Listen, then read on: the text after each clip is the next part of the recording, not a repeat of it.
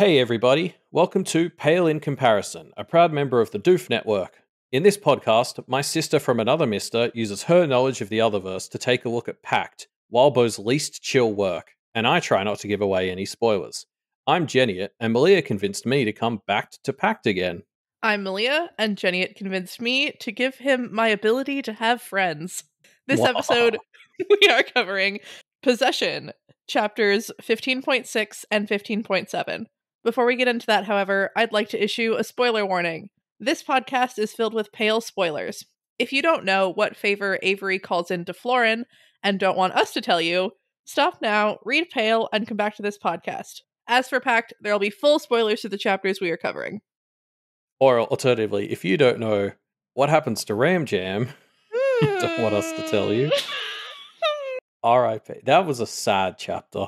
Sorry, I'm just coming off the back of recording the Pale Reflections on it, and I'm still sad. It's so sad. Because especially when you think about Bubble and how she was like, I'll get you girls. And he was so perfect. Oh, I hadn't even thought of that. He was such a good little boy. Like, Also, goblins are so fucking weird. They're like, we're gonna turn you into your weapon form, and we're gonna leave you somewhere and make sure that people pay shit for you. Like, it's like, okay, whatever. Y'all are so weird. Like, kind of good. Like, you know, what I thought was funny is that immediately made me think of what Blake did to the hyena. I was like, the hyena got that treatment, you know? It was still hanging around for half the story, being used as a dead weapon. Like, I feel like Ram Jam deserves better than that. Hopefully his hammer won't be broken. Well, yeah. It might have a hole in the head.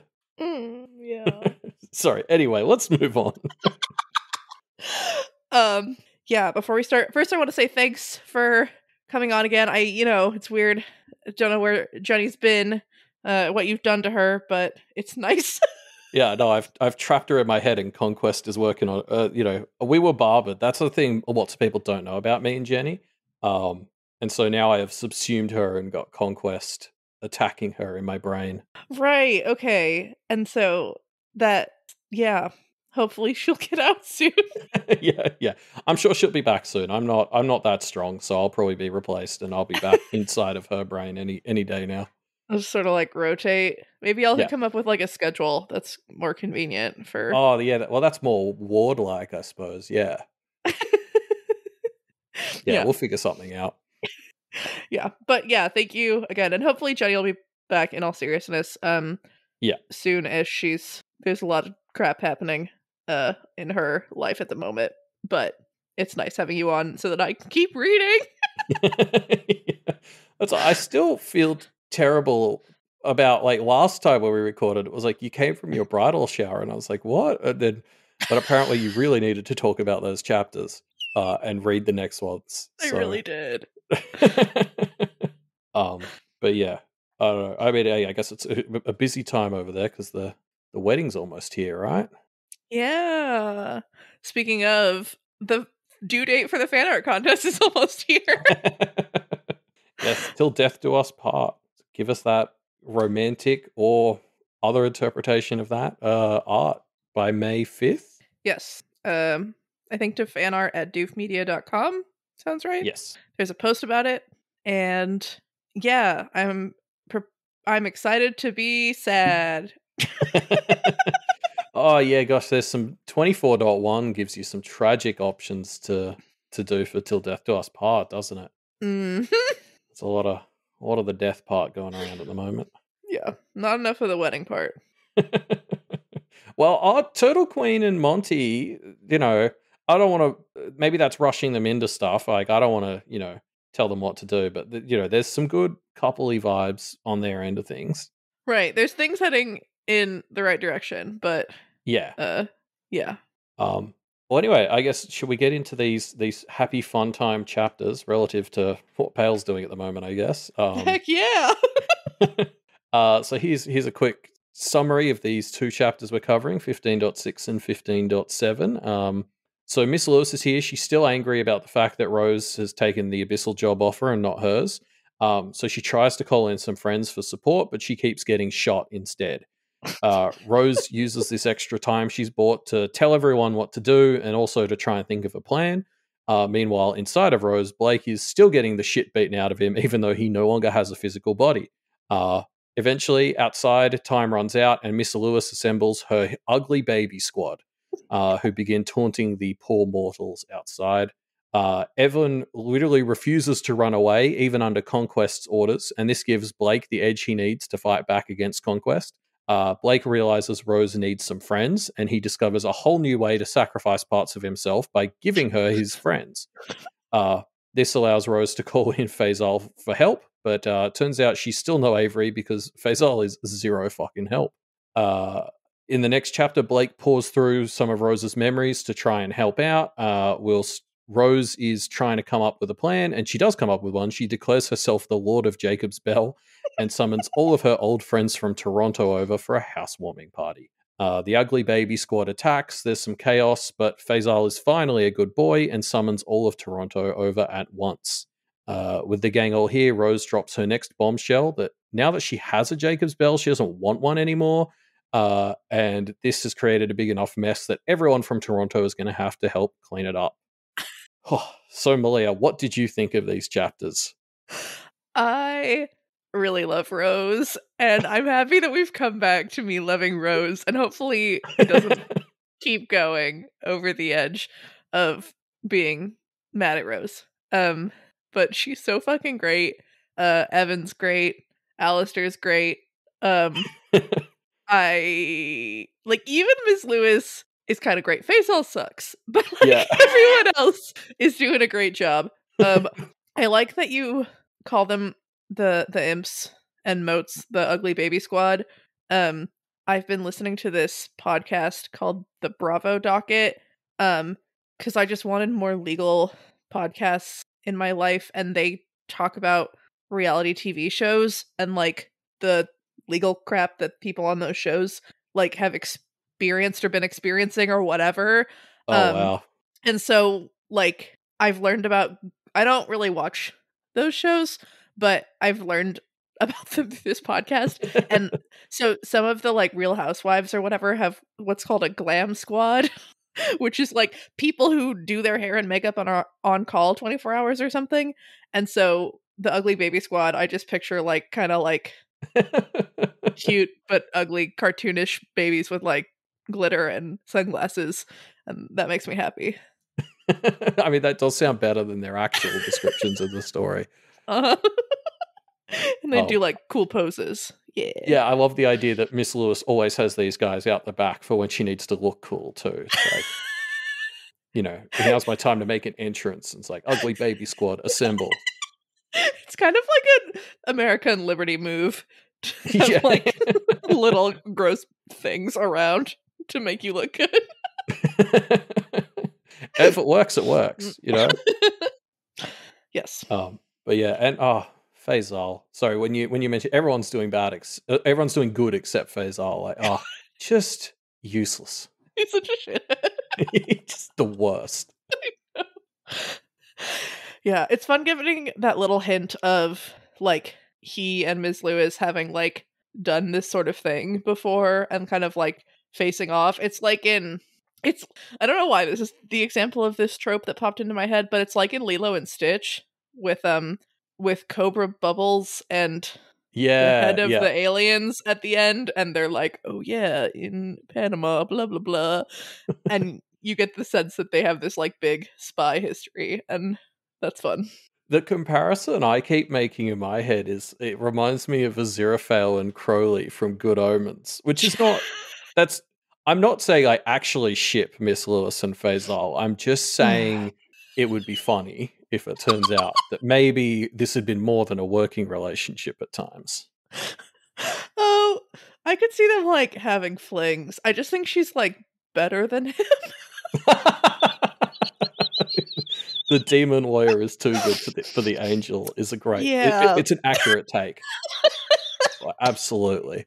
Yeah, because I think that is a heartbreaking part about this. Like, I kind of picture these chapters going down in the same area as, I mean, it's probably really close to the same area as like where she took Blake out for a walk in like Bound June and all that stuff. And it's just kind of like, ugh, this is sad. There's cool. Like a sense of she has to do this, right? Like, Right. she seems cool. Right. And she's only summoned little baby motes so far, which is Right. nice. Right. It's a weird, it's an interesting balancing act that it seems like is happening. Yeah, yeah. Yeah. But yeah, well, I guess let's get into it. So, yeah, Miss Lewis is trying to call her friends, but before she can do that, Rose just keeps shooting her. And then, yeah, uses that time to try and scramble to figure out what to do. And she starts telling other people what to do before she even has a plan. And then, yeah, meanwhile, inside of Rose Blake is just getting the shit beaten out of him by Conquest. Oh, I love Rose. This was an interesting way to do this. We've seen how Blake inside of Rose has started to think a lot more like Rose, like he's really in her perspective. And I almost wondered, like, are we just gonna kind of be in Rose's perspective for, this chapter for forever? Because it's very close on Rose and what she's thinking and experiencing for kind of a bit in this chapter. Yeah.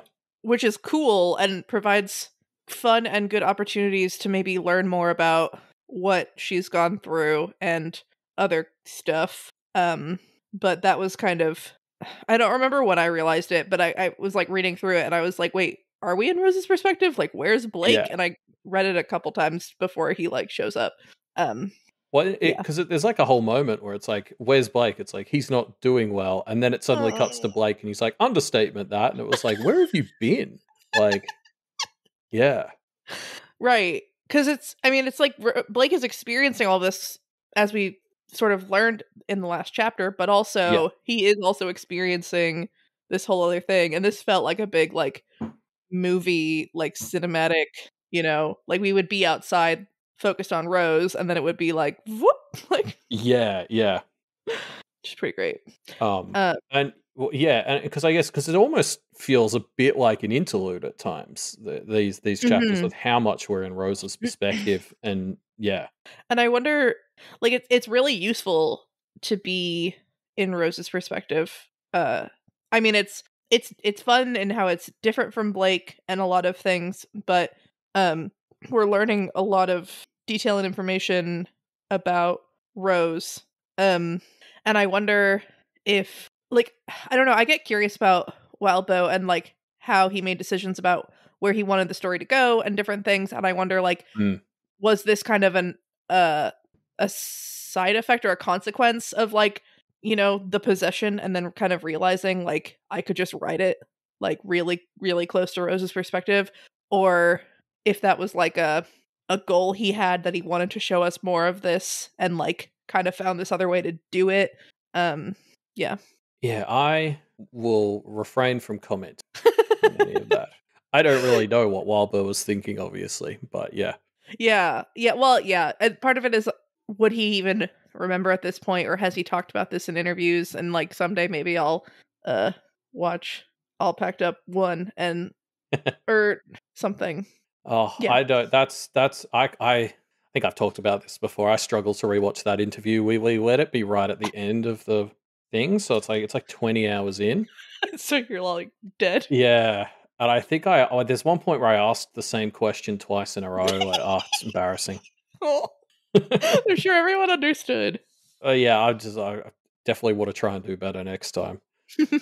But yeah, what else from this section? I mean, obviously, there's the fact that somehow a few people have managed to hold on to bullets. Right. It's an interesting and really upsetting conversation where they're like, wait, you still had a bullet? Always save one bullet. And it's like the really fucked up practices, like Diabolus, Goblin Queen, Scourges, because you're dealing with shit. And I guess it's like, so that if you have to kill yourself, because otherwise it's going to be too bad. And Ainsley's like, oh, Chronomancer should totally do that too, because, like, what if you outlive the sun? And we're all like, yeah,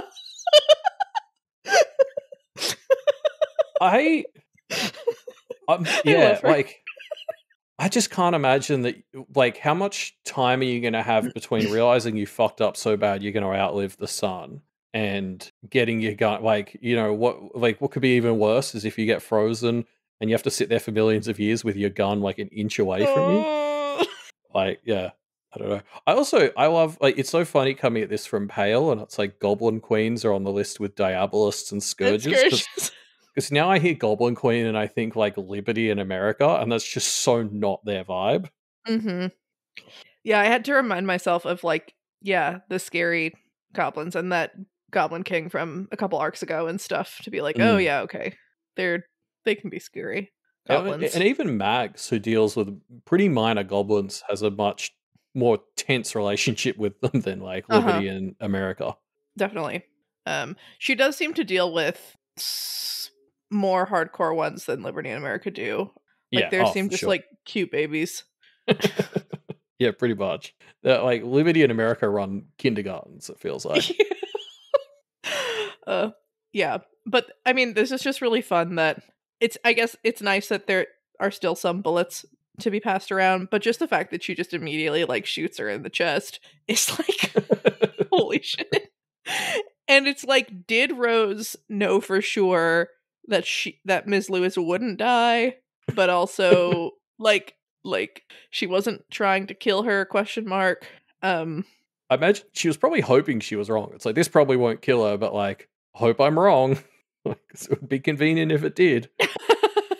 Right. Well, it's that weird thing that she starts thinking about where it's a balancing act where, you know, she stops Ty from saying like, let's gag and immobilize Ms. Lewis, because if they like summarily defeat her, then like the next lawyer or lawyers are gonna come with like big real demons and like fuck them up. Hmm. Um so they have to like, I'm trying to think of what this reminds me of. Um but they have to keep it possible for Ms. Lewis to come back and beat them, um so that they don't, yeah, just get like the hammer dropped on them. And I guess like this, I think Rose thinks about it, but suggests that the lawyers have limited resources.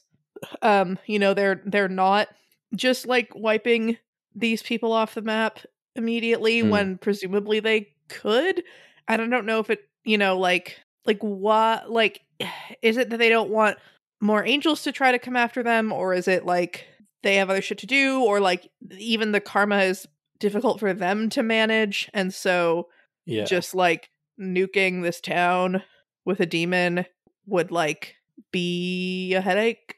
Maybe I it's don't. expensive. Like maybe they're, because they're lawyers, right? Like they're not looking to waste money. Like Uh-huh.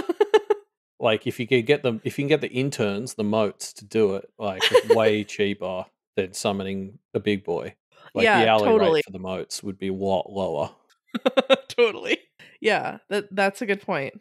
Um and having only one of the partners here as opposed to more Mm. similarly.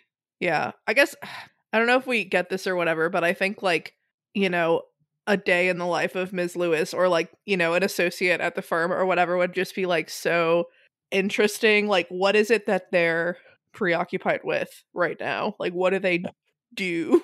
Does the firm have a ping pong table? These are the questions that we need answered. Yeah, I do think like I really love that. Yeah, the whole vibe of this, because it's kind of like, yeah, we can't win too well because Mhm. then it'll get worse. But Right. also like they can't stall forever, so it's just like it feels like such an unwinnable fight. It's kind of like, and it's like the one hope that they have is that Faisal will come and save them. And that doesn't go Right. great. Right. Well, it's also just like, I mean, he doesn't like demons, so he probably doesn't like that they're, you know, in this space, but he also did like drop them into the abyss and have a demon like sick a demon on them already. So it's really Yeah. like not a huge chance of him not being the worst. Yeah, pretty much.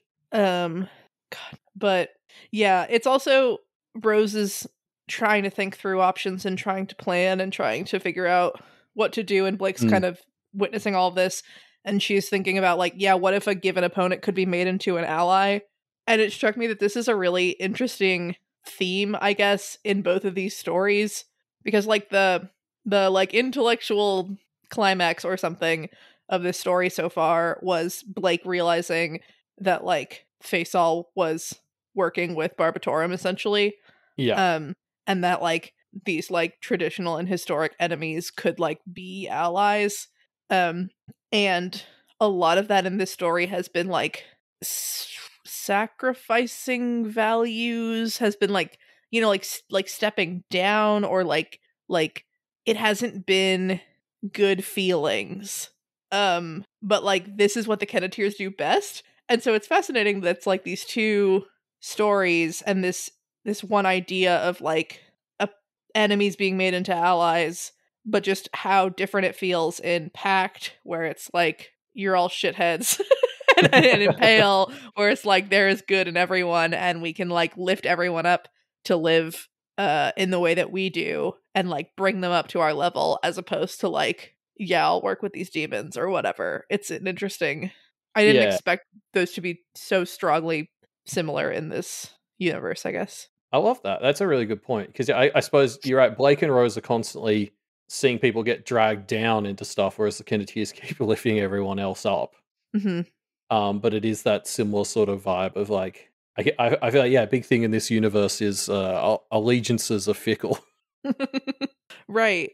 But in a like, yeah, like they were all propping up Conquest in Toronto, and kind of like allowing him to do shitty things, which is kind of like a Mm. enemies to allies sort of a thing. Like it but then in Kennet they wouldn't. Oh, well, I mean, they had the Hungry Choir, like, at the start, and the Kenneteers put a stop to that. Right. I mean, I think, yeah, that's more of what I mean. Like the Kenneteers like don't put up with that shit, Yeah, and exactly, yeah. but it still works, because in stories like Pact it always seems like there isn't another choice. And sometimes you have a character that is like, no, fuck that. I mean, Blake was like, fuck this. I'm fighting Conquest in this town and I don't care. But part of it was because otherwise he will have demons like Yeah, to yeah. help him. Whereas, yeah, in Pale they're just like, nope, we don't put up with that shit. And they've struggled with it. But I don't know. I just feel like No, yeah, I get what you say. It's because, and I guess, like, to turn that back to the lawyers, like, because the thing that Rose takes note of here is that the lawyers' one weakness is that everyone fucking hates them. And so they're kind of isolated, and I guess, like, so we kind of do see Rose go for the throat, Mhm. and call in Toronto to help because she realizes that the closest thing she has to a strength is, I mean, allies feels like a strong word, but a bunch of people she could drag down with her. Yeah, like that does feel Kenneteer-ish. Just a more negative spin on the Kenneteers going for the throat. Yeah, it's I'm so excited and confused. And I didn't have a lot of confidence that we would see these people again and that it would all Yeah, like tie together. And so this is really exciting. But yeah. it's so fun. Yeah, it's the whole gang's back together again. Conquest is even here. Like, it's the greatest Paige hits. is here. Yeah. Oh, we got to talk about that when it comes up because that Definitely. Peter's reaction to Oh Paige is my so god. funny. Uh, Cool. Is there anything else from this section we wanted to call out? um I wanted to talk about Ellie a little bit. How She's the Rose expendable one, right? That's it's just like, holy shit, Rose. Like, okay. Like, I guess. Like, I just the way she thinks about people, it's so interesting. I mean, Blake fixes it, so that's fine. Well, and I mean, it's interesting how Blake and Rose have a really similar interpretation of Ellie and who she is and what she's like. Um, Yeah. I don't remember Blake ever being like, so she can die, it's fine. But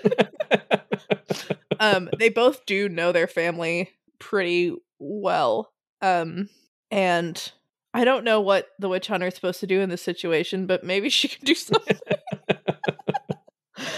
uh, But also, um, weren't they?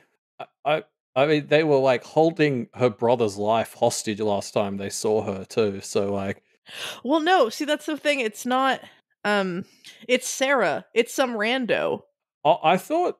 Oh, maybe I'm wrong. I thought Sarah was the like one of the knights, like that nice knight lady who was like their blackguard, and they were talking about her at the same. Well, I think Hmm. she's maybe with. I don't know. Maybe I'm wrong. No, Now well, now that's I'm what unsure. that is what I thought. But then, here, wait. I think they were talking about Eva when they just said the witch hunter. That's what I thought the first time, but then for some reason the second time I thought. I think they're hoping Sarah will show up because she has more bullets. Okay. Well, that's wild to just be like, yeah, evil. Yeah. I mean, I guess I don't know. It's fine. I feel like that'd have to be a bit of a sales pitch. I suppose we'll let you kill stuff is a pretty good sales pitch for Eva, though, to be fair. I mean, that makes me think that like the rocket launcher will come into play, which maybe will help, but also maybe will make everything worse. Yeah, well, do those work on demons? Like, probably not. But yeah, I mean, can't hurt to try, I guess. Yeah. And then Alistair uses his training. Yeah. This was really fun. I love the like diagrammy stuff. And this was a fun like, you know, fractal grid, and we need something in the center. They put the Seal of Solomon, but also like that's too limited, which is kind of a fun thing. Yeah. Yeah. And then he plants the idea of like we need a lord because the lord represents natural order and can kind of like, you know, and it's interesting because I really think of lords as super tied into the seal. But I guess this isn't just the seal, it's a lord's role under the seal is like the sovereign or whatever, I guess. Yeah, it's like a publicly recognized position, I guess. Yeah. And it's a fun thing to drop for next time Yeah. you realize. Yeah. Yeah, planting some seeds for Rose to sow later. I also love Miss Lewis here. I love there's this weird bit where she's like, "It's been a while since I felt proper agony," and it almost sounds like she's into it, right? Like, does this support the Ms. Lewis face all ship? God, yeah, because he's a naughty boy, so no. Yeah. I mean, and I wonder, like, is this also like maybe she can't feel anything else? Yeah, well, I love this concept that her employment supersedes death, which is just the end game of the capitalist hellscape we can sometimes be living in. Like, yeah, what does that do for you as a like a human person? Yeah, I mean, you're just not anymore. Well, yeah, true. Yeah, I bet the lawyers aren't really humans anymore, probably. Not really people, not really yeah, human. Yeah, although I guess they technically still count as practitioners, do they? Now I'm unsure. I think so, but I bet it's something kind I of guess along Blake did too, and he was right. only half a person. Yeah. Right, of Rose or Blake or like the Kims. Yeah. If you can fake it, if you can convince the universe, then they'll let you practice. Yeah, true. I going back to Alistair really fast. I think it's interesting the choirs he chose to ward against. Yeah. Ruin, Chaos, Madness. So 2, 3, and 4. I mean, I guess it makes sense in terms of like this town is already falling apart, so we don't want more ruin. The abyss is right there, so we don't need more chaos. And like madness is like kind of the same thing, I guess. Yeah, like feral and sin not being as big of concerns, I guess makes sense. You know, everyone's asleep. But like darkness is the one that I find the most scary. Yeah. And so it's surprising they didn't do anything about that. I mean, it made it kind of seem like, you know, there's not a ton of time.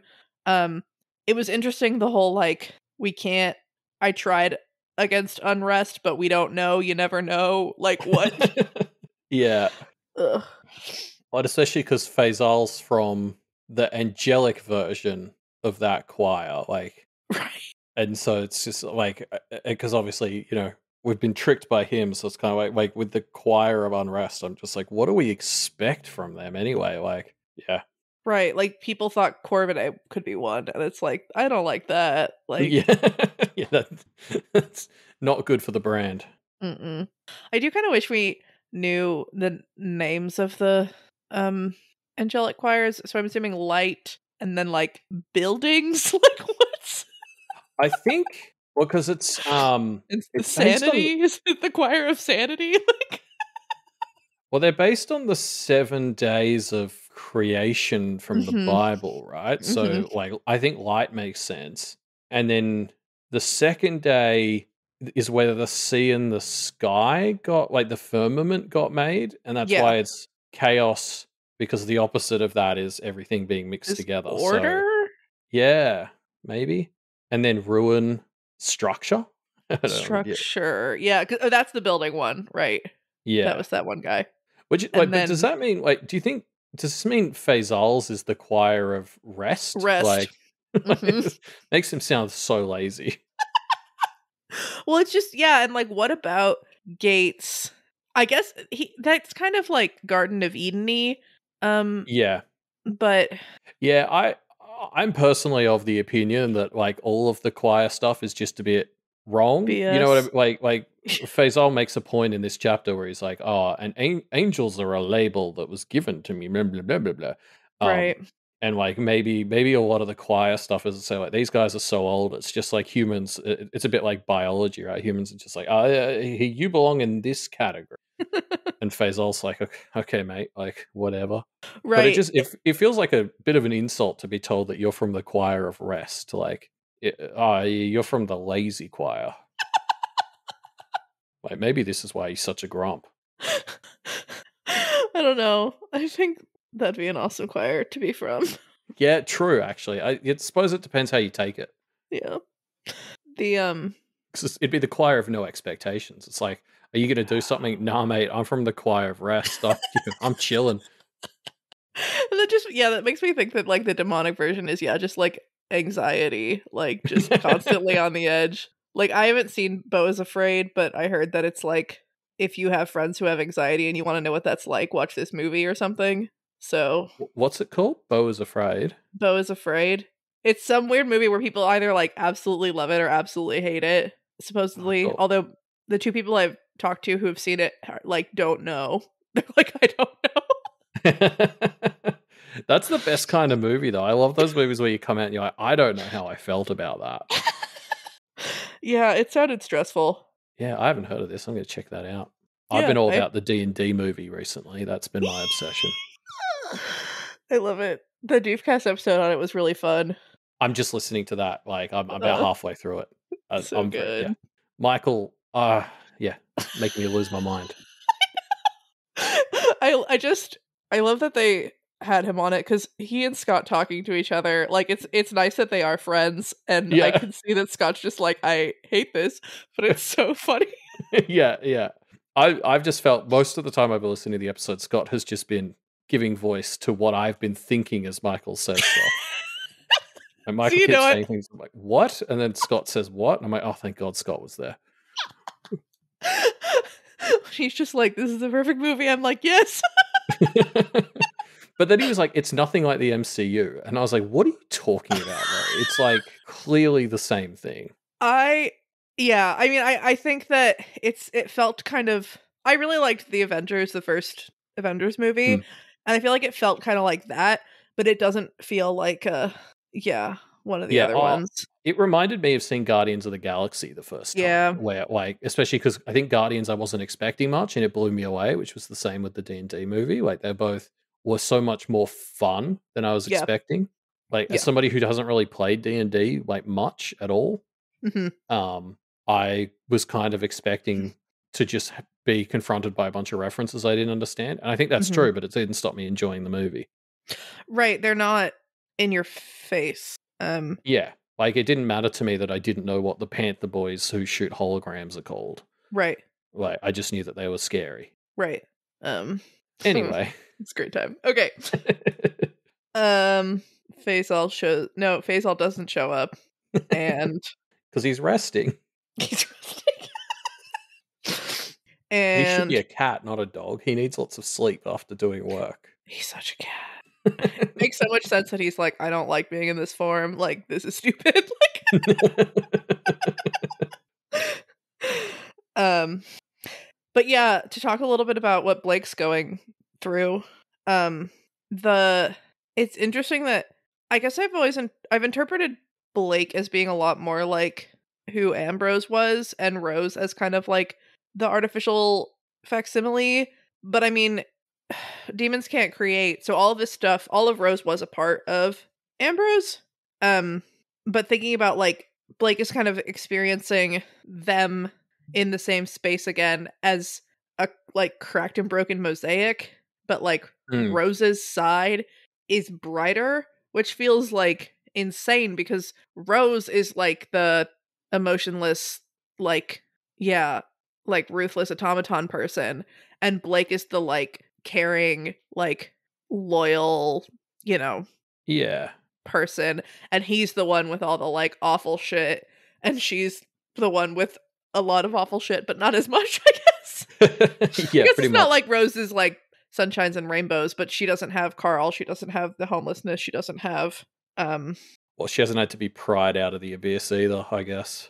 That right, probably her didn't help. right. Her parents were like somewhat better a little bit. I mean, by Thorburn standards. Right? But it's good. I mean, it's fun, you know, how Grandma Rose almost chokes him out or whatever. Um, and it was a little bit of a relief that Blake doesn't really quite recognize Boogeyman Blake. He's Yeah. like, wow, that was wild. Why did I do that? I'm like, God damn,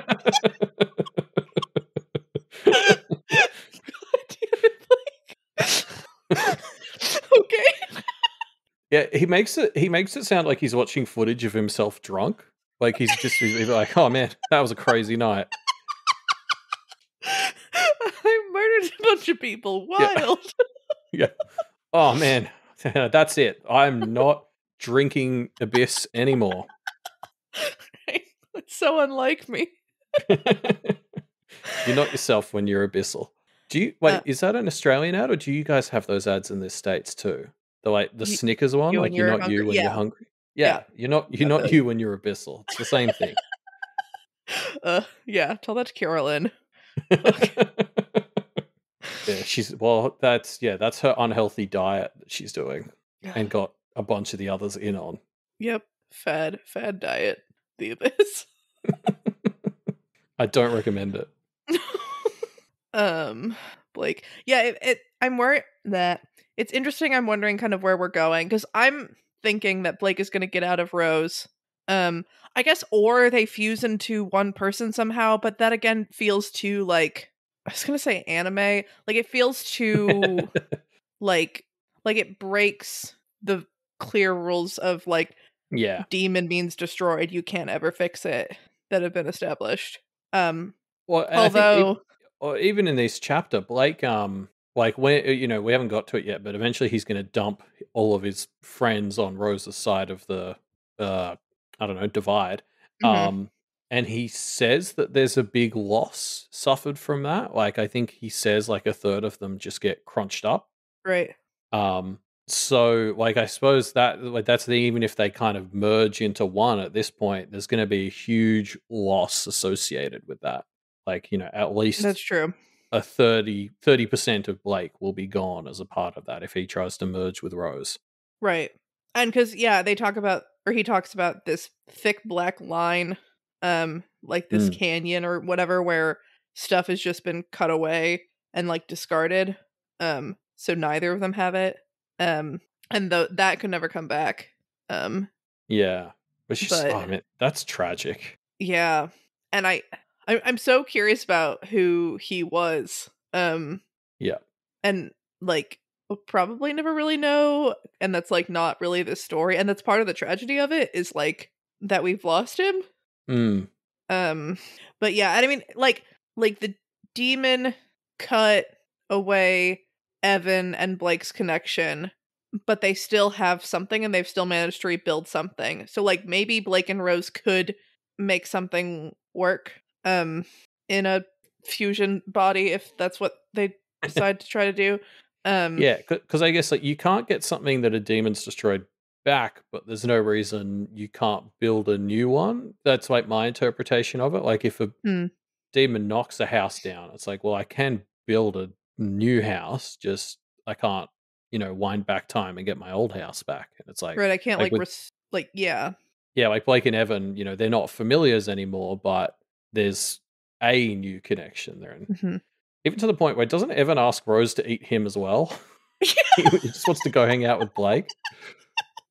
I think he also wanted to like fight with Oh, for that's right. Yeah, that makes more like sense. he wanted to fight Conquest, and she's like, "There's not enough room in there." Right, yeah. And then Nick is, told Rose that they've used all the bullets, and Rose is kind of like, "Well, thank you. Like I do appreciate you coming. Whatever. I understand if you're leaving." And Nick is like, "Fuck that." And this is another example of someone I would have loved to see before, and part of the Mm, tragedy of like I I mean, it seems like these dudes were fairly badass practitioners, and there were kind of a lot of them. Um and they were just like totally cut down by Ur. Um and he's just such a good person, yeah. and he's so, yeah, like brave and committed to this, and he's like this is my chance to like, do something about this situation, and the way that my life and like all the people I love's lives are. And like I can't ever fix that, but I can, yeah, I don't know. And I think like that's the thing with the Knights though, right? Is like of course the group that is a bunch of people who are actually like the good kind-hearted ones are the ones that got decimated by this demon. Mhm. Like Right. like I totally subscribe to all the theories that it's like they were probably a really big, good, helpful, kind organization. Like I think to cross into Pale a bit, the only other time we've seen people call themselves knights is like Millie's family who do Hmm. like the sealer stuff. Mhm. So I love the idea that the Knights of the Basement are actually this big network of good practitioners who sealed away bad stuff, and then they just got ruined by and like, of course, nobody remembers them. But that, like, Right. they were good people doing good things, and that's all gone now. Yeah. Um, and that's demonstrated by how Nick has treated Blake and Rose throughout this story, and this moment where he's Yeah. like, "I'm almost insulted that you would like let me leave," or like, not let me leave, but like anticipate that I would want to. Hmm. And Peter's like, "Can I go? I'll go. Bye." I love Peter. He's the best. And it's also great because I mean Rose does say like, "Okay, but if I die, like you're like also good, like you don't have a chance." What? You don't have a chance. And so he doesn't leave. Like Yeah. yeah, he reminds me of a shittier version of like Matt Cawthon from like The Wheel of Time. Like I don't know if Peter's heart has like grown 3 sizes today or whatever, but he's a better person than he wants to admit. Yeah. Yeah. The Thorburn story, I feel like that's the subtitle there. With the exception of Blake and Rose, who think they're pretty good. Mhm. But yeah, okay. So now we're at the point. Time is running out, and this is where Miss Lewis is able to stop getting shot, and she assembles the Ugly Baby Squad, and they begin making fun of the mere mortals that they're about to kill. God, that one part was funny where like they're like, "Oh, like fucking losers," and Miss Lewis is like, "One of them actually has training to like stop you, so maybe don't."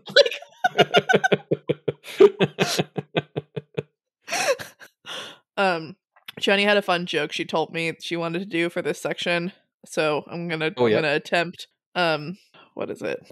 Yeah, like I'm surprised that Ms. Lewis is so patriotic, and that she loves America so much because it keeps what? it keeps right. That's what I was like, what? Because she obviously is trying to summon America. Oh. And I was like, that's the worst joke.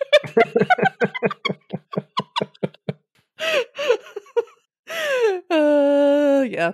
And it becomes clear that, Mur's just the name, but Mur. Yeah. Oh, the idea that she was just trying to say America.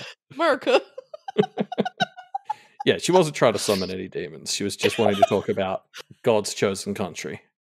Well, she's gonna say America, and then like things would explode or something. Yeah. bunch of Second Amendment demons would show up. Yeah. No. But yeah, it sure is a menagerie that she manages to summon. I like the one with two heads that no. both talk, but also neither does. Very uncomfortable. I didn't like that one. I didn't like most of them. Was that the one that kept eating stuff and getting bigger? Yeah, Like and it would. making wet noises. I mean, one thing about that was pretty funny is it would like go behind a tree, and when it like came out from around the other side, it was bigger. Like that was Yeah. pretty funny. And then I think, does that one eat another one later, or is One that of them another eats another pair? one. Yeah. I get them all confused. Yeah, one of them definitely, they're like, they're not doing so hot, so one of them just eats the other one. Which, like, fair, I guess. Yeah. Well, they live in that, what are those aliens called in Futurama? You know, it's like, I don't understand why the larger lawyer simply doesn't eat the other ones. It's like Omicron Persei 8 or something. So that's where demons come from. Yeah, they sound, that fits pretty well.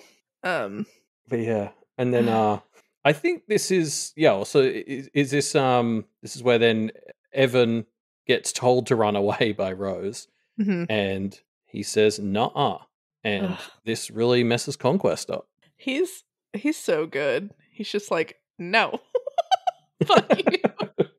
I'm not leaving. You can't tell me what to do. You're not Blake. I don't give a fuck. Blake's inside you, which means I'm not leaving.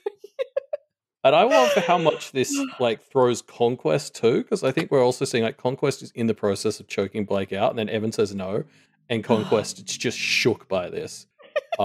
It's so good. Right, it's like, wait, she was channeling me though. You have to go. I feel like, so Blake thinks about he's trying to fight back. He forgot he forgot he didn't have arms. And he thinks that he tries to start like flying. Odd that the wings I had for a part of one night were more connected to me than my arms. And I don't know if this is another thing where it's like Blake will end up as a bird. Like Blake will, like, I feel like this is almost trying to tell me something and I don't get it. But yeah, I remember reacting to this line with like, Blake, I don't think that's very strange. Like Evan just gave a whole speech last week about how you were meant to fly. Like you've always been somebody who was like this. Yeah, because it is. Right. But it is very funny that he's like, oh, I don't have arms anymore. It's like, but I do have my wings. It's like, okay. Like, also, how do you forget that you don't have arms? Like, I just feel like that comes up. But I bet that if you didn't have arms, like if like maybe you were an amputee or something, that you would forget.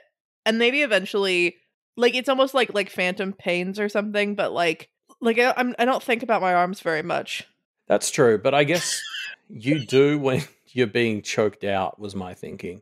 Maybe. But I feel like it's because, you're trying to like push them away and you can't. Yeah. There's a pretty cute moment where Peter starts to panic and yell at Rose to fix it, and Ainsley puts her hand on his arm and he shuts up, and I'm just like, how did Wildbow do this to me? How am I like super shipping these two people that I don't know if I've actually seen them talk to each other like within like 2 chapters? I'm just like completely on board, and like part of it was like, it's funny when Alistair's pissed, but like this moment I was like, oh my god, I love that. Yeah, it's crazy how quickly this ship leaves the harbor, because it's like last week I think there was one chapter, it was just like Peter shit stirring Alistair, to suddenly I'm like, oh my god, are these two the best Behane Thorburn cousin couple? Like, and because I think that's really, Alistair and Rose are mostly just jealous because they've taken the title of best Behane Thorburn couple. It's hard though. I love Alistair and Rose. I love them so much. But also, because I think part of it was like, you could see Peter like being kind of manipulative and like, maybe thinking like being a little possibly into Ainsley, but also being kind of, like manipulative and weird and whatever. And this moment is the like, oh, something's happening. There's actually something there. Yeah. And it just makes me upset that what was presumably the Ainsley chapter didn't have like, I am married to Peter. Oh, in Pale. Yeah. Well, there was that thing Was there a thing? in that part of Pale. She's in a bar, and she Yeah. goes to that bar so often that she has a regular order. And I do remember someone making the joke that maybe this is Ainsley, and she's still dating Peter, and that's why she's constantly at the bar instead of at home. That makes me sad. But yeah, but I mean, it's Peter. It makes sense. you gotta have some space from him, Yeah. even if you love him. I think especially if you love him. I think that would be a requirement for continuing to love him. What a man. I'm gonna go back and reread that now and be like, are you married? This is what I care about. This is the thing I need to know. The question is, do you want them to be? Because I feel like the answer is yes, but also no, right? Like, it's like, or do you think yes, she can but fix him? No. But I think that Peter has taken strides today. Peter's learned that like people can care for each other, and like he can care for people, and he's having a lot of weird like feelings and stuff. And so yeah, there's like an 85% chance that this would like crash and burn horribly because he hasn't like improved as a person. But there's like a 2% chance that he could improve enough at a rate good enough that it could work. Yeah. Okay, so you've said 2% chance he gets better, and then 85% chance that it doesn't go down. So what's our other 13% here, do you think? That they just like walk away and never acknowledge it, never speak to each other. Oh, okay, yeah. After only a 13% chance it doesn't go anywhere. I think that's reasonable. Something has to happen. I mean, yeah, those numbers are bad, but I'm a lawyer, so I don't have to know anything about numbers. No, yeah. It's the other verse. The numbers are fuzzy. Like, there's probably a path where 2 + 2 = 5. Oh, definitely. That'd be annoying. I kind of want to see it though, but from Lucy's perspective. No. Just so I can really feel the rage at the lack of sense that math is making in this path. In 24.1, it took me a second to be like to realize where they were. But then like realizing like, oh, like Lucy's on a path, like that's part of why this is so awful. Yeah. No wonder she's in a bad mood. Yeah. Like she's just not having a good time. Yeah, 100%. Cool. Well, yeah, so then Blake realizes that what Rose needs is friendship, and he discovers a whole new way to sacrifice himself because he can just give her bits of himself. So he shoves all of his friends except Evan and Green Eyes onto her side of the divide, and then this allows Rose to realize they can summon Faisal using teamwork. And that ends up being pointless because he's a fucking dick. Just zero help. Oh my god. This part was upsetting. Like it's so much more existentially horrifying than like trading in bits of your body for wings or something. Like when the Abyss is like, I'll take your eyes and give you monster eyes. I'm like, oh, that's horrifying, but like kind of cool. This is just existentially, he's giving up parts of his self. That's awful. Right. And like he can't get that back, right? Yeah. Like and then like a bunch of it, yeah, like it falls away, some of it, and like good for Rose, but also how does she even internalize this? I mean, it seems like she really like actually starts feeling compassion and sympathy and empathy or whatever. What a time to finally start getting that, you know, like this is also just the worst time to start feeling caring for people when they're surrounded by demons. Like, yeah, although it helps with her strategy. Yeah, you're right. It works, but I don't know. That feels like learning to care on hard mode. Yes. Yeah, and just the fact that he like all of his human friend memories gone. But like it's like he remembers that he remembers them or something. I don't know. I think he gives the like emotions associated with it, but not necessarily all the like there was the talk last week where there was the sticker and it was like Blake had got the picture of the sticker, and Rose had gotten the emotions of the sticker. And so I think he gave all the emotions of friendship, but kept some of the like actual tape recordings of the memories or whatever. Right. Okay, that makes more sense. Because that is also what she needed right then, was the like Yeah. friends power of But it's just friendship. like, because that's Alexis too, right? Like that's Mhm. it's fucked up. I know. I bet a lot of the void or whatever that was just cut away was like his relationship with Alexis, because I feel like I heard it speculated it was probably true that like he and Alexis were probably like a couple, like in a relationship, um Ambrose and Alexis, Yeah. and so I bet a lot of that's what got cut out. Yeah, I mean, don't need it anymore. What? Oh, that's Rose Senior saying that. Like, I Yeah. don't need this lovey-dovey nonsense. What is this? Bye. Affection, unacceptable. Uh, yeah, I mean, it makes sense in terms of like, no, I need you to do this now. Like, you can't have a girlfriend. Like, you have to Yeah, be over here. God. But yeah, then Rose shows up once. I love Alistair's so good again.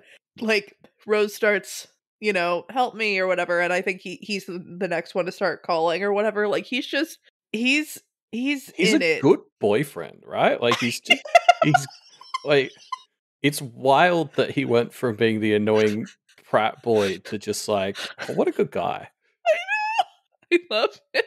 I was after y'all's reflecting episode, when Tommy B was talking about knitting and how we had talked about that in the past Yeah, as a practice and what that would be like.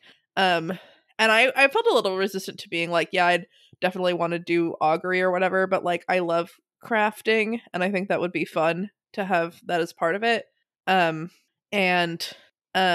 augury and all that stuff. And for some reason I had this flash of like other shit that's kind of cool and like augury related. And like I thought about Alistair's tarot deck, and like it's so fucking cool. And like yeah. like it was annoying.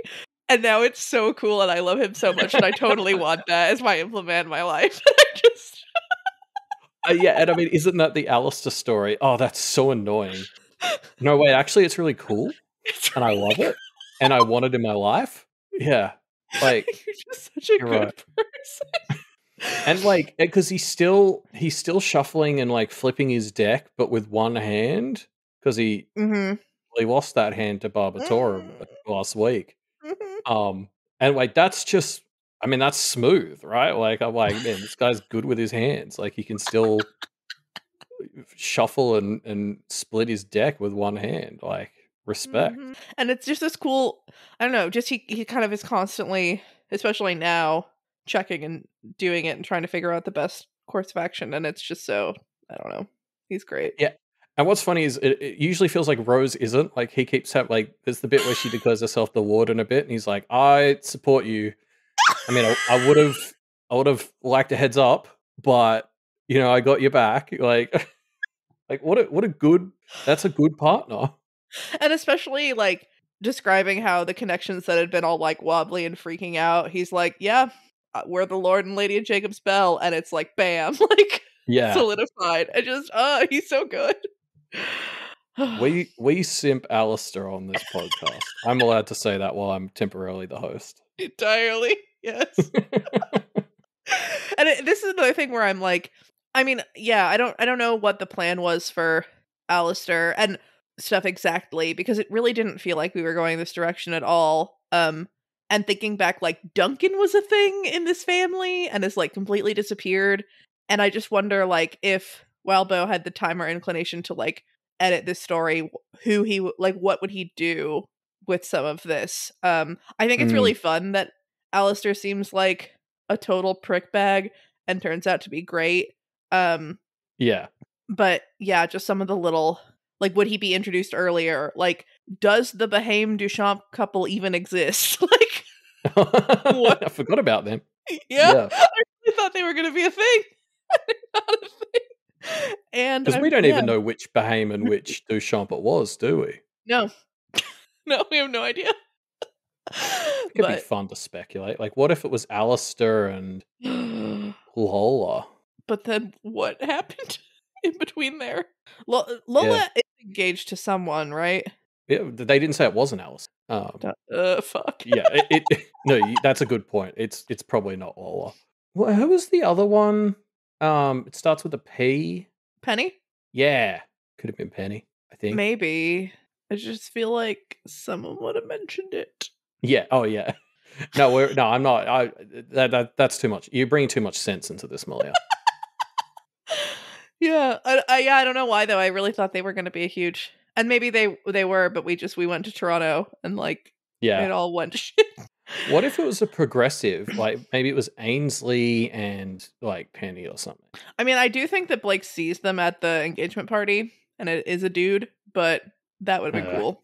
You're ruining all my great ideas with your logic and your evidence, Malia. And Ainsley has to marry Peter, so yeah, no, that's true. That's true. Yeah, and so Faisal shows up and actually is keener to work with Miss Lewis than the humans because that's fucking dick. When reading this again, and he's like, if you're willing to dispose of these pests, that would be great. And then I'm like, wait, is he talking about the humans or is he talking about the imps? And Peter's like, wait, are you talking about us? Like, yeah. Thanks, Peter.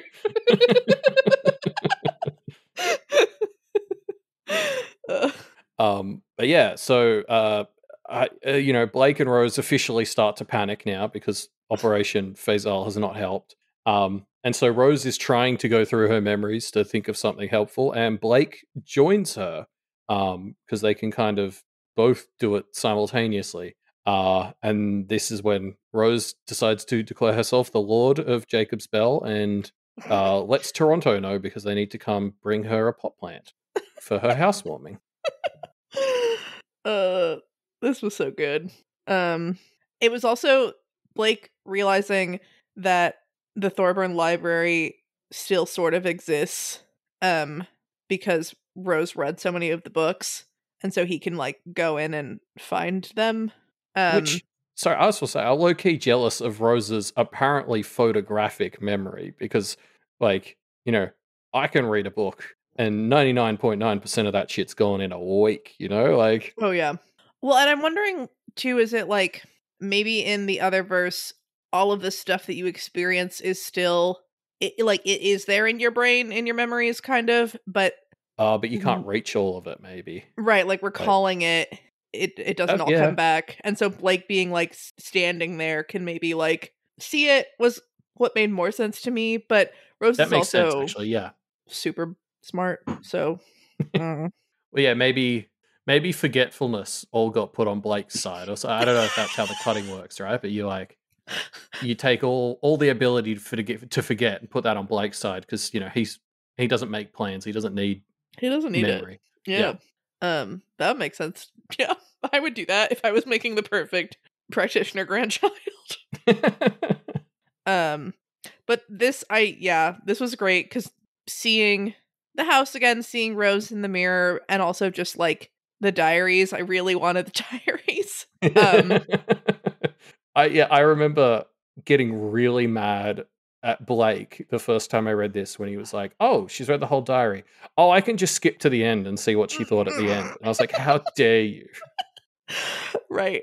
And I mean, he did have to like sleep and eat, I guess, and other stuff, but man.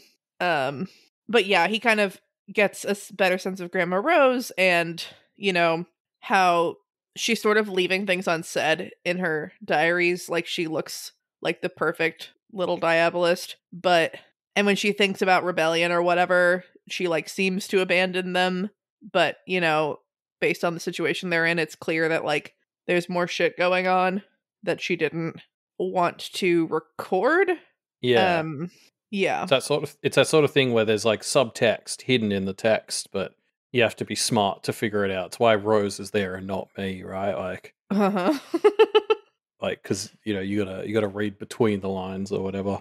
Right, and yeah, doing just enough double think or whatever in terms of like what is Grandma Rose recording to preserve for, and like what is she expecting other people to get out of this something, I don't know. It is fun how, you know, this next time that Rose feeds into Conquest more, it's like a slightly nicer Conquest. It's like it's like the power of friendship Conquest. Because What yeah, what does that mean? like maybe Like, like because I'm like not an Alistair. expert on friendship, but I don't usually associate it with conquest. Oh, it's Avery.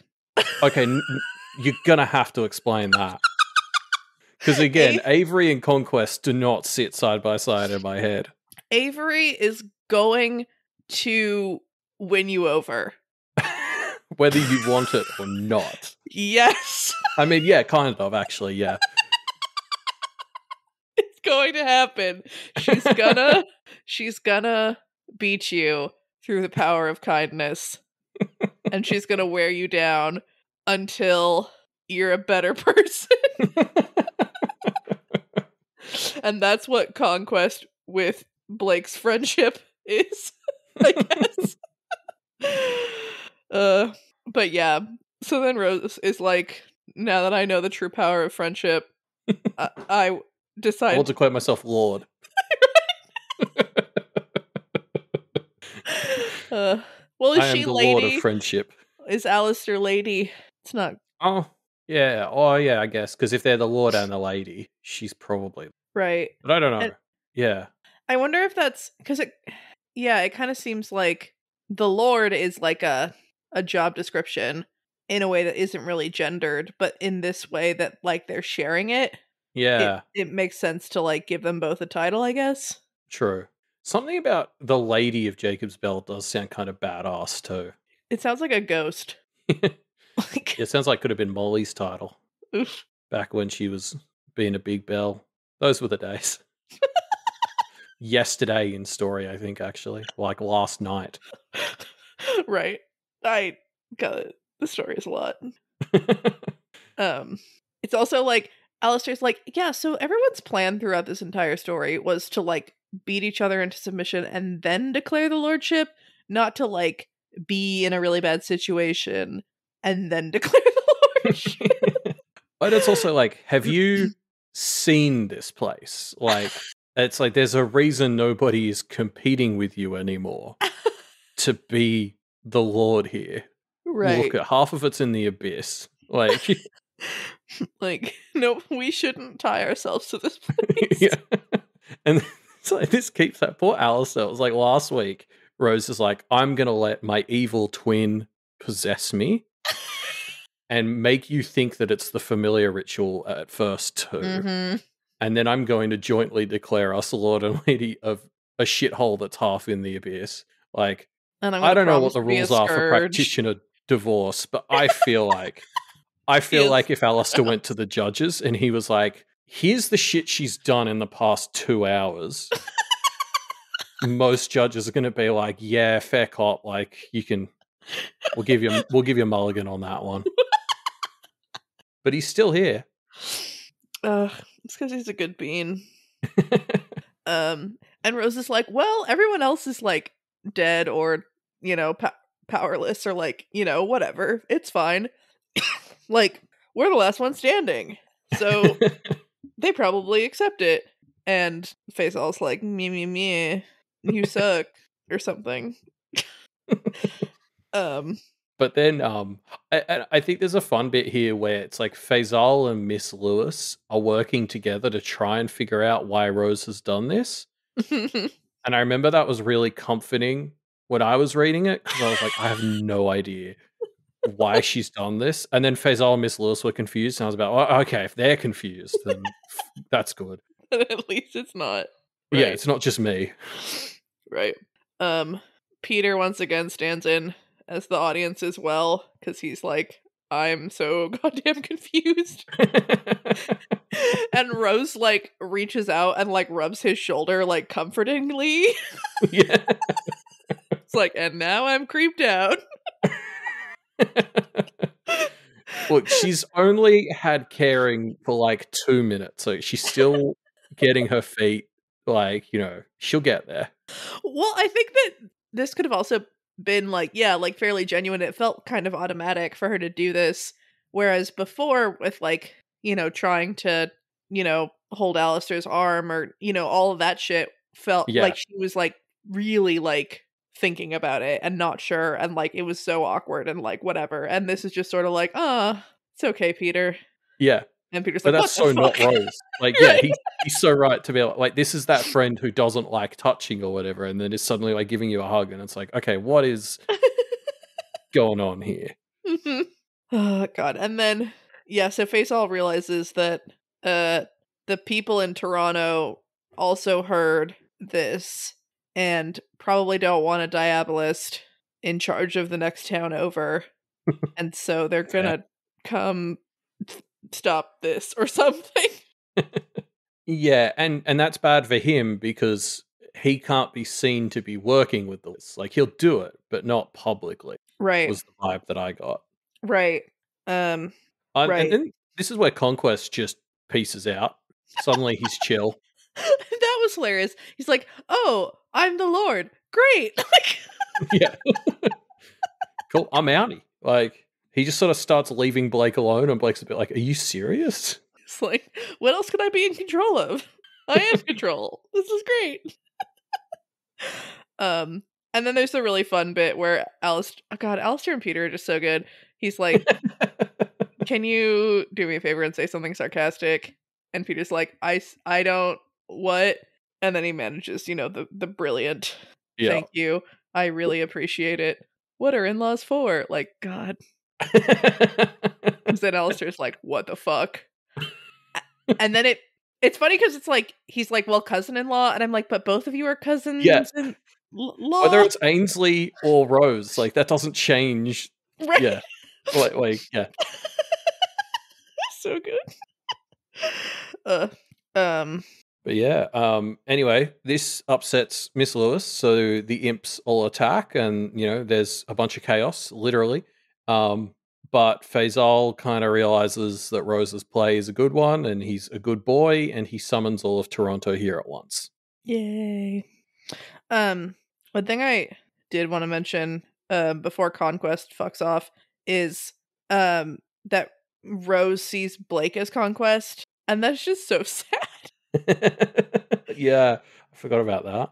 Because it was like Blake was seeing his mom and like the scary preacher lady and grandma, and for Rose it's like Blake, like the scary dude. And in this case it was like he was outside of the mirror, I think, and it's like this is the guy who's gonna like take over my life, and that's really sad that that was there. But yeah, so the imps are attacking, and this was fun. These chapters were a fun mix of like exposition and fun plot advancement, and then also just like crazy like action. Yeah, Because they're just like going at it, and Harry or whatever is like screaming or something and making everything suck, and Blake's rose red as much as she could. Maybe she knows something about this one. I've got to find it. And Tiff and Ty managed to like do really badass kind of thing. Because we've learned that Tiff was really trying to specialize in like defense. And so she's drawn this like diagram on her hand, and Ty gets one of Harry's heads. And they managed to use it along with her hand to like reinforce the diagram and make like a barrier. And this was just it was just cool. Like it's a reminder that like there's other people, other shit going on, and like they did a really good job of doing this thing. And I don't know, it was great.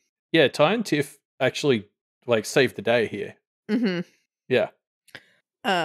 And then a great moment where Rose and Alistair go to the center of this diagram, and she scuffs out the seal of Solomon, which Grandma Rose would love. Does she also hate the seal? I don't remember. It's fine.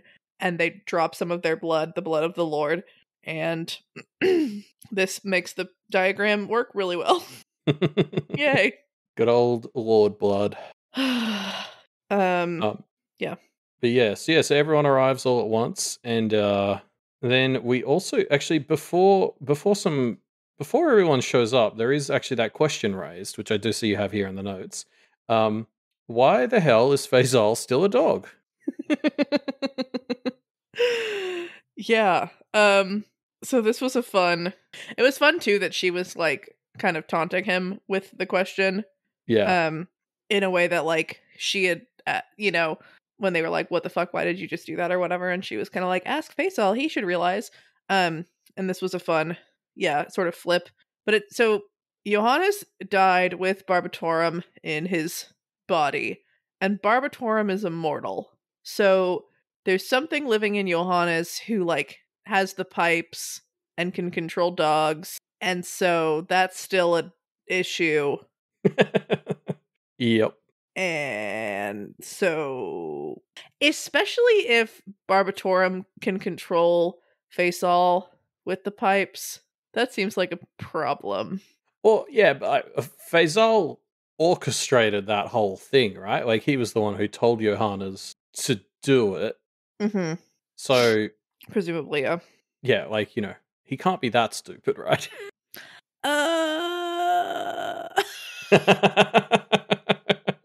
I mean, maybe he just thought that like Johannes being dead meant like because Yeah. I guess I mean, part of it was that like slashing Johannes's eyes or whatever like seems to have somewhat trapped Barbatorum in that body, at least for enough time for them to get away. And I just sort of figured that like Barbatorum was going to have to get out of it and move on. And maybe, I mean, Faisal knows more about this than I do, but maybe he was sort of like, yeah, and so he'll get out. But it's Johannes being dead that makes the pipes not work. They are in the abyss. I don't know. But it seems like we might go try to deal with that, which is fascinating. What's one more trip to the abyss, you know? We did a 3B. We're done.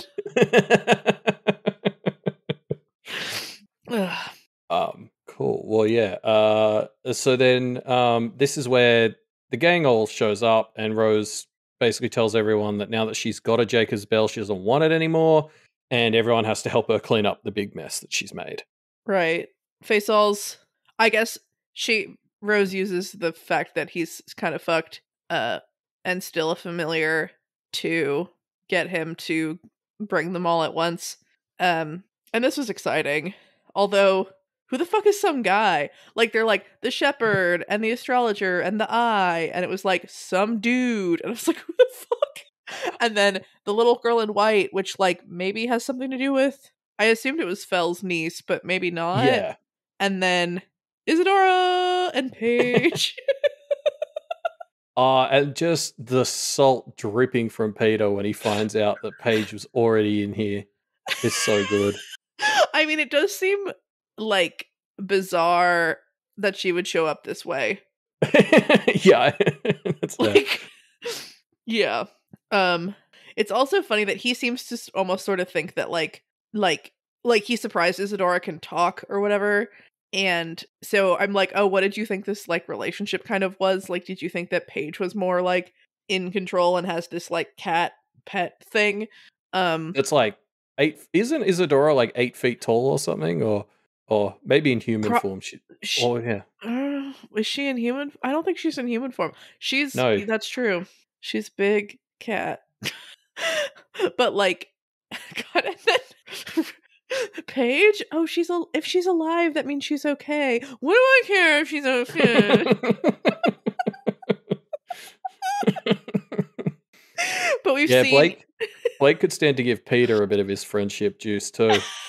Well, I mean, this to me read as like Peter had admitted a couple arcs ago that he was kind of jealous of Paige and Molly and Blake and their friendship. And you know, he asks about Blake. He's like, "Where's the stick man?" Like, I think he's like, I mean, Ellie saves Kristoff or whatever, but it does feel like everyone in these. I mean, he starts really working with Roxy. Like the Thorbrands, I think, are like learning that they do actually kind of care about each other. Yeah. and Peter and Paige are like nemesis or whatever, but I think that this was kind of I do care about my sister. Although it maybe didn't cross his mind that she could be in trouble because she hasn't been here. Yeah. I mean, yeah, to be fair, in the last 24 hours, he has been more in trouble. Yes. Um, Yes. yeah, and because they're twins, right? Peter and Paige are Yes. straight up twins, yeah. Yeah. And it was so great to see Paige back. Yeah. And then it seems like the elder sister is now Lord of Toronto. Mm-hmm. So that's cool. You could do worse. Yeah, I mean, she kind of sucked, but also it's not Conquest. Yeah. So yeah. Although, I mean, this has happened recently, right? Because Jeremy was like, "I want to go back and try to be Lord." So this has happened over the last day. It's been a big day for this region. Yep. I guess that would be a good time to try to do it if Jeremy's out of town. Yeah, true. He's got to be one of the other big candidates. Mm-hmm. I like that. I mean, it's just funny, like, wondering what all these people think and remember about when Blake and Rose were in Jacob's Bell. Or not Jacob's Bell, in Toronto. Don't they blame Rose? There's something like, well, the last time you came, you left our whole city on fire or whatever. And it was like, I mean, she was barely there. Right. That was all Blake. Right. And it's like, what does Rose remember and think of? What does she think happened? But it is funny that, like, I'm not surprised this is what Jacob's Bell looks like after a week. Like, so good. Yeah, it's a fair dig. Yep. But yeah, it sounds like Rose and Alistair want to let Jacob's Bell become, she says, lost, I think, which is interesting. Probably not in the lost sense of pale, but like one of those like a knotted place kind of, or like a yeah. In Kenneth yeah. Also, there was a hungry choir town we saw early in Pale, and you had to like go down the right roads to even get in because it had been warded off by practitioners. Mm-hmm. And I always thought that was the sort of thing Rose was trying to get them to do here. Like, you basically block innocence off from it by, I don't know, making shit up or whatever. Right. So yeah, kind of like that hungry choir. Oh yeah, the sort of stuff Millie Legendre's family does. Right. Or I feel like there was even a recentish chapter of Pale where they were talking about like what could happen to Kenneth in terms of like if it becomes too wild or whatever. Like, maybe I even almost thought of it as like the practice trying to like trap them kind of and like shut them off from, yeah, like the spirits would be like, nope, this is a bubble, like this, you can't leave and no one can get to you. And that's what I was thinking maybe this meant too, but I don't know. Yeah, for sure. But yeah, so that's her new plan is everybody help me make Jacob's Bell go away. Right, because I guess like I'm like, what is their incentive to deal with this? And I guess it's just like, well, there's a big hole where the abyss is. It's right by Toronto. Like, a bunch of these people like commute there, so might as well deal with it now. Yeah, I guess it's sort of like if there's an oil spill just outside of town or whatever, it's a bit like it's in Toronto's like interest to help deal with it. Right. God, and then Rose becomes awesome. The Ms. Lewis is kind of like, this isn't the end. Like, we won't accept you not joining our firm. And Rose is like, okay. And then Rose basically says like, I mean, and this reminds me of the end of Arc 7, where, you know, Rose is basically like, you were all always a part of this, but like you just ignored it. Like, them coming together to try to defeat or whatever was like, and I mean, they failed and that sucks, but like that was such a good thing that like, if like all of them coming together could maybe actually deal with shit. And like these demons are like around, and they're in their city, they're like on the outskirts, they're in neighborhoods, they're like around, and Diana does kind of stand up for them, and it's kind of like, yeah, it wasn't that simple. Like, it wasn't just us turning a blind eye. Like, Diana alone couldn't fix anything. But then Rose That's says, where well, Rose comes in. right, I've made it that simple. And like I love her. It's so good. And this feels like another pale sentiment kind of. Like It's you a very can't. Lucy move, isn't it? It's a bit Yes. like, oh, you were turning a blind eye. It's like, well, let me open your eyes for you then. Yeah. Right. Like you can't anymore. Sorry. Like tough shit. God, and then she thinks again, arc 7, right? She says, I'm such a bitch. Which is what she thinks to herself when she reads that note, being like, if you Yeah. don't know what the fuck's going on, it's probably better for everyone. And like I privately agreed, but I wasn't sure I ever liked her more. Like, yes. So true. Like I it's the same thing. It's like, yeah, this is a real bitch move, but honestly, the right one. Like I'm all for it. It's so good. What a hero. I'm so hyped. Yeah. So I guess we're now at the pale in comparison section. So is there anything from these two chapters that specifically reminded you of Pale, Maya? We've touched on a few things already, I guess, but yeah, we have some of the like broader themes and stuff. They're in a diagram. I mean, that we just had another big diagram with people in it. That went a lot better for Kenneth. Pale versus Pact.txt. That went a lot better in Pale. Yeah, we haven't any, or I guess the Rose verse, Blake being inside of Rose. I want like Sorry, is the Rose verse your term for the landscape Blake's in? Because I love that. Yes. It's kind of almost like an Alcazar of her. And I wonder what that would be like. Like it kind of reminds me of when they made an Alcazar of Edith, and like more void-y and instinctive, and less like this is a physical place that I'm hanging out in. But you can kind of manipulate, or Blake can kind of manipulate it in a similar way, which is kind of cool. Yeah, for sure. Like I think because we haven't really seen much. Like the other comparison I think that we touched on last episode as well would be like with hosting and the sort of stuff Matt does, but this seems a lot closer to the Alcazar stuff. You're right. Mm-hmm. And I mean, someone pointed out about hosting, and how, like, I don't remember if you said this last week or if it was someone on the Discord or what, but in terms of like Blake and Rose like fit together, their empty spaces are like match each other's filled spaces, whereas like normally like a host has to like carve out a section for something else to fit, and that's like why Evan can't just like get sucked up into Rose also. There needs to be like a hollow or something, and that's kind of an interesting thought of them being like perfect hosts for each other. Yeah, with no room for an Evan. Cool. Well, I think that takes us to the most exciting parts of the episode. The bold and specific prediction from you, Malia. Yay! So for the interlude chapters, I always like to try to predict who the perspective will be. I was going to ask if you didn't. And it really feels like a Rose interlude time. Like I don't know, but I really want it to be Rose interlude time.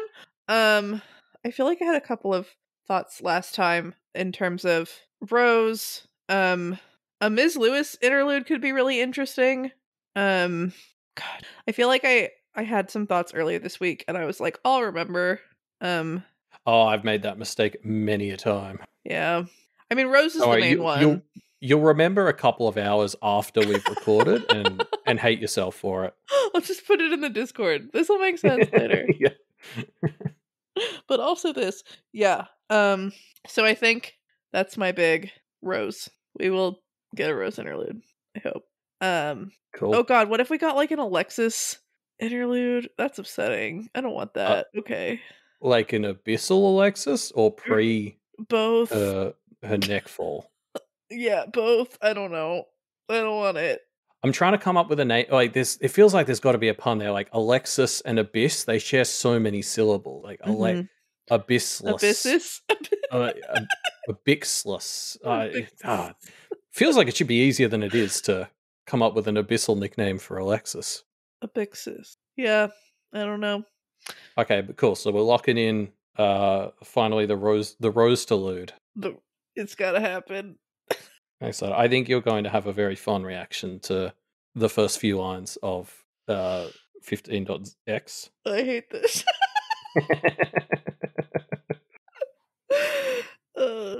I'm trying to think if I have anything else that's like more general. Yeah, the gang's all here, and that's fun. Mhm. I guess we're going into the abyss again. I don't want to. And not just that, they're going into the abyss to find the dude that they were escaping from last time they went in I want Paige and Peter interactions. there. Yes. I think that there'll be a better plan. This might maybe this is the twist. We'll have a better plan for actually going into the abyss. Because it won't be that we're forced there or that we have to go into the abyss right now or the others are all going to kill us. So that'd be cool. I don't know. I do, not to criticize, but I do think saying a better plan for handling the abyss is not particularly bold as a prediction because it's not like there's room to go down from the previous rounds. You know what I mean? Okay. I But kind of I get what you're saying though. I don't think that like Peter is gonna go. Like I think that they're gonna like it's not just gonna be like, all right, everybody, like it's gonna be like more surgical and maybe somebody will have like some sort of Yeah. ward and I don't know. Yeah. Okay. No, I like that. Maybe Alistair will be able to draw like good demon diagrams. It seems like if they'd give him more than 30 seconds, he'd do all right. Like He did he a pretty keeps good job this time, yeah. Yeah. Well, and it sounds like the last one was going to work in the abyss too before Mhm. Barbatorum stuffed it. Like he just needs 15 minutes to prepare, I think. Right. The third Alistair diagram 3-beat Oh is yeah. gonna be like perfection. Like, yeah, cool. Cool. And then we've got a thing here. There was a listener question on the Discord this week that you wanted to pull out, Malia. Yeah, so I don't know if we were actually meant to answer this on the podcast, but I thought it was a good question, and so I wanted to talk about it. Timid Berserker basically asked, given that Blake and Rose have memories that are cut from Ambrose, what does that mean for the events of Bonds 1.1? Good question. I know.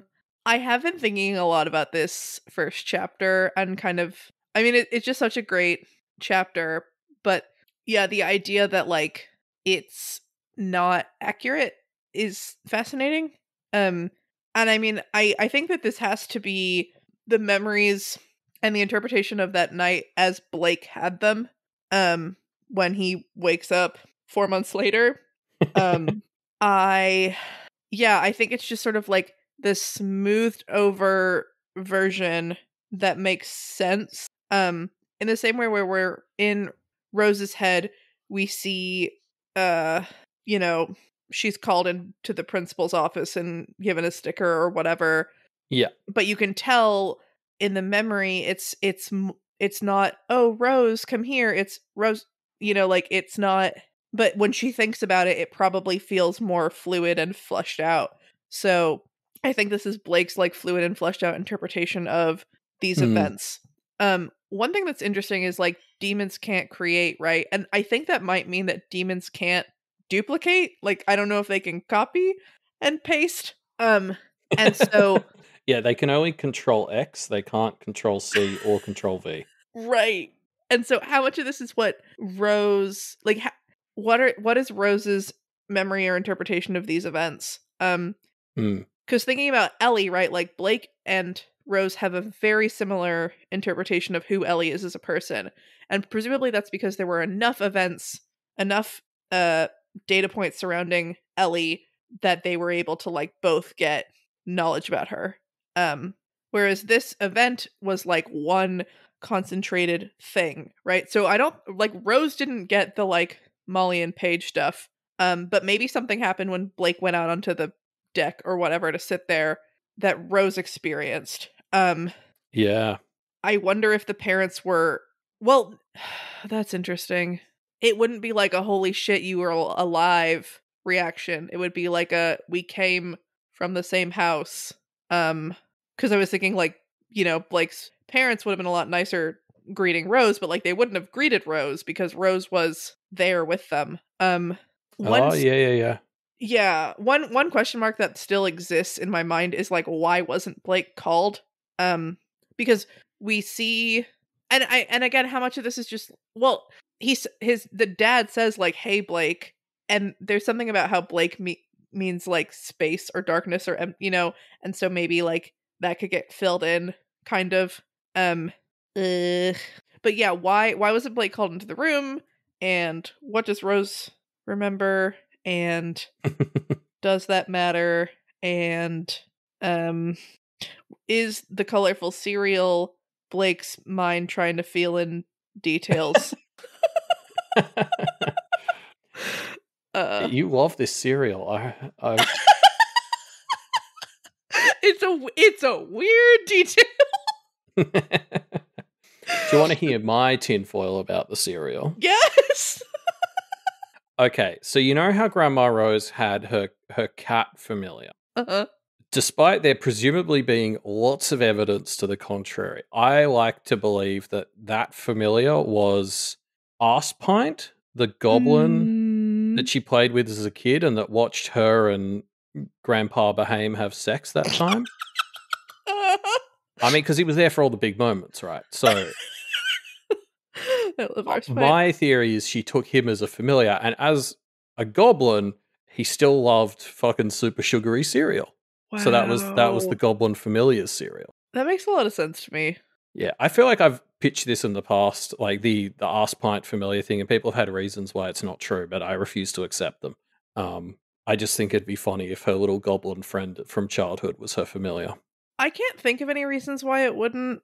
It doesn't seem like a very Rose thing to do, to be sentimental like that, I guess, but I don't know. True. Maybe she had an off year one time.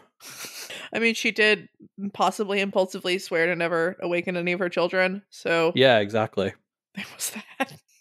Though it seems to have like worked out for her overall plan of destroying her family.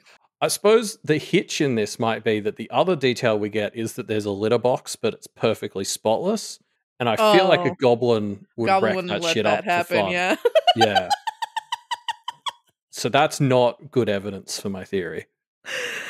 Although maybe the nurse just like, people are coming over. I have to, get this cleaned up.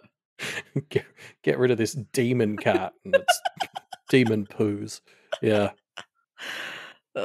Yeah, I really did think going into this story that we were going to learn all the details of, Grandma Rose's husband and the cat and the nurse and Mr. Beasley, I think was his name, and just like, no.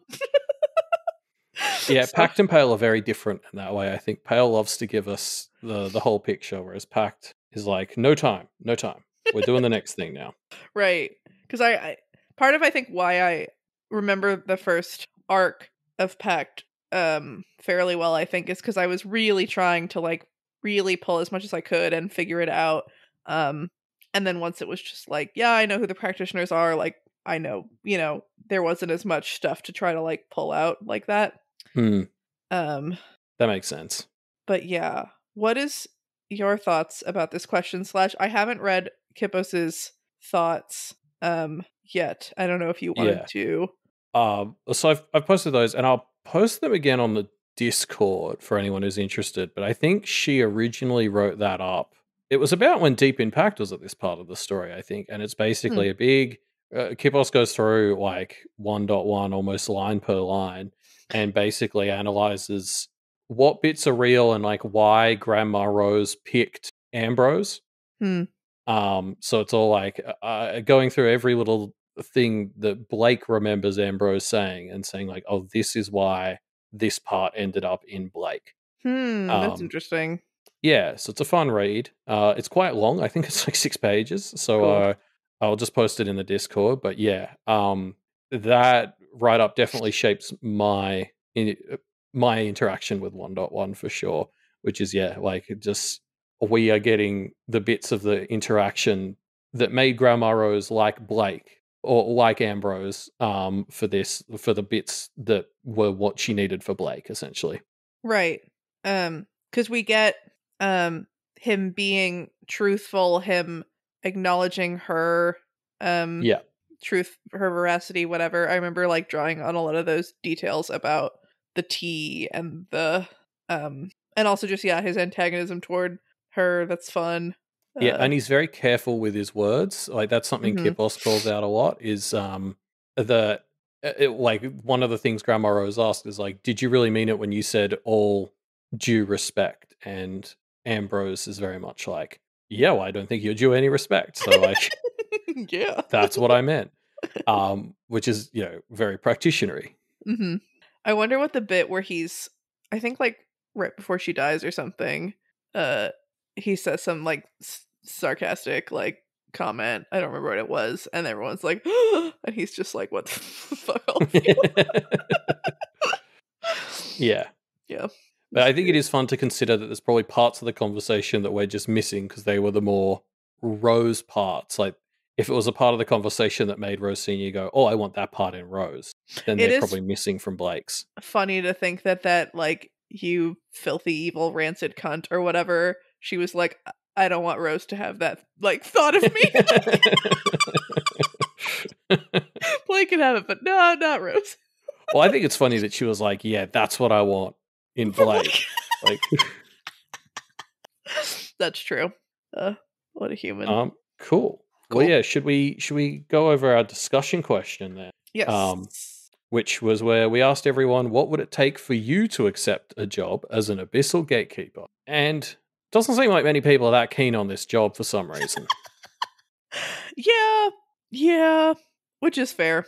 Yeah, it is. Like Propaganda Pagoda was just like, this is basically a fate worse than death because it's your fate is determined to be suffering and you won't be allowed to die. Like it's like forswearing or being with the brownies. That's fair. Yeah.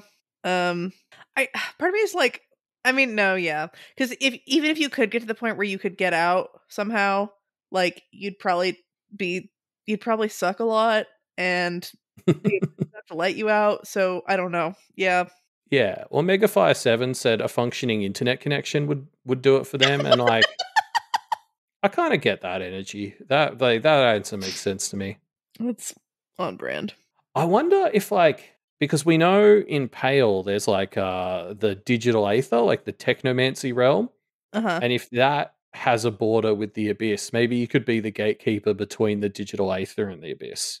Ooh. And so then you can argue to the abyss that your functioning internet connection is important for your job because you're like scoping out what's happening in the digital aether. Like, I need to keep people out as much as I'm keeping people in, I think. I don't know. Totally. Yeah. Yeah.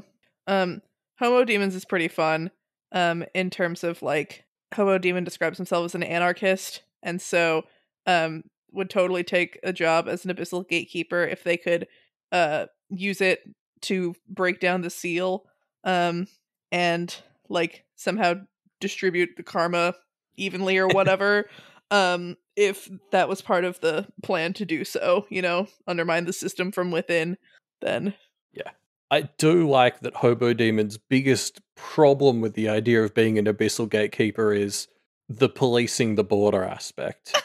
Because I don't think we saw that from anyone else. Hobo Demon was the only one who was like, the problem with this is the border protection. Yes. Who else have we got? Sengachi basically talks about a really rough time in their life and how there would have been a lot of buttons that the Abyss could have pushed to basically trick them into taking it to get them out of a bad situation. Which is, they basically say that now they are where they are. They're glad that wasn't in the cards, but at the time, they might have been willing to take the deal to get out, and that's very fair. I guess on a somewhat similar note, Captain Rhino in the Discord said, "I'm weedy, unfit, have terrible eyesight, and I don't do well with blood. The Abyss would bribe me not to become a gatekeeper." Oh, so like inverse. But yes. I also feel like I have bad eyesight. I'm not really in shape. But the Abyss upgrades these parts. That's the beauty of this arrangement, is you can get better like, it was trying to give Blake better eyesight, and he kept rejecting it. Like, you guys are like, you're missing the forest for the trees here, because it's like, oh, I got weedy arms. It's like, give the Abyss a day, and you'll have, like, huge beefy arms that are made out of rocks or some shit. Like, and, like, you'll have to kill some people to get them or whatever, but, Right. Like, what does the Abyss want in a gatekeeper? What are the qualities it's searching for? I guess, like, tenacity, desperation, fighting.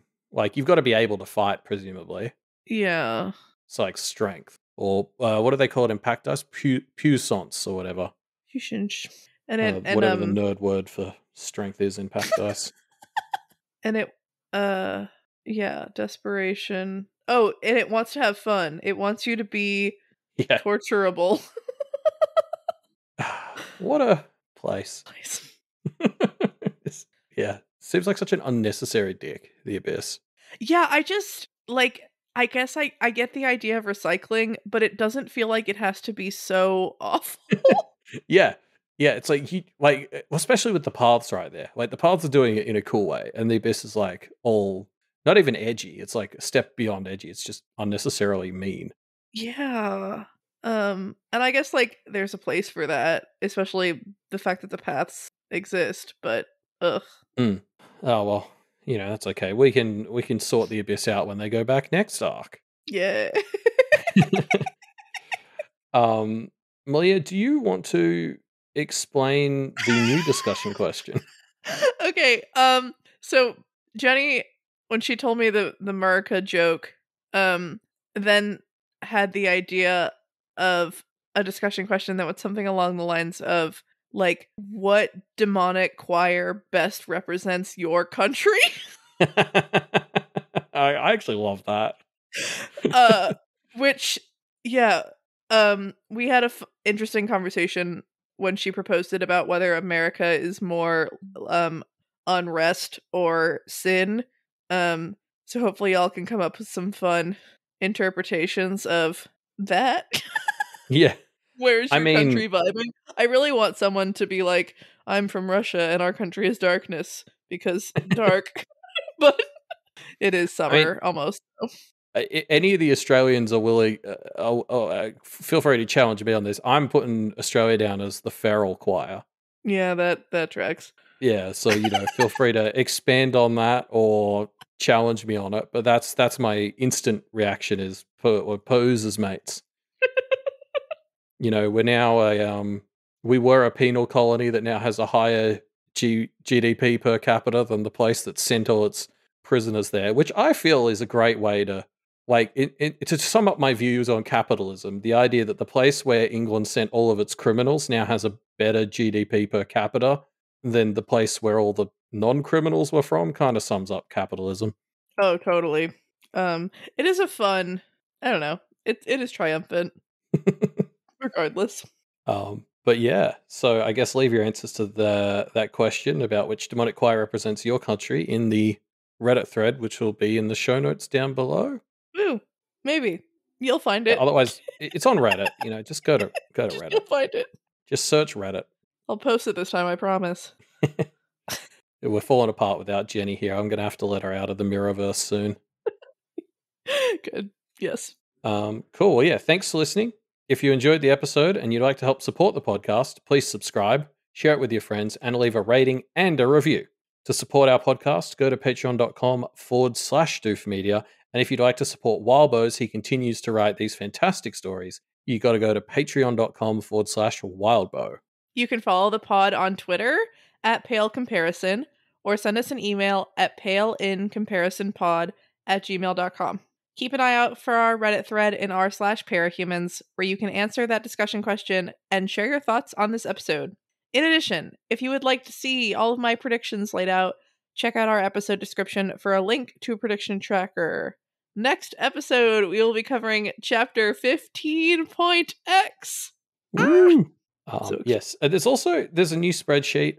Maybe did I do this last week? That you have a new spreadsheet, Malia? Sorry, which says what episode of the show maps to which episodes of Pale, which I've already been sending to people because that's very handy. Yes. I have been updating the podcast descriptions. That's right. To say which chapter for the early ones, it's probably a little bit on the conservative side because I'm going off of like when our podcast was posted, not necessarily when we recorded. For these ones, I'm trying to do it based on when we recorded, which chapter of Pale had most recently come out, but they're pretty close, I think, either way. Yeah, sweet. Yeah. Cool. And then a fun fact before we let you all go. Wearing headphones for just an hour could increase the bacteria in your ear by 700 times.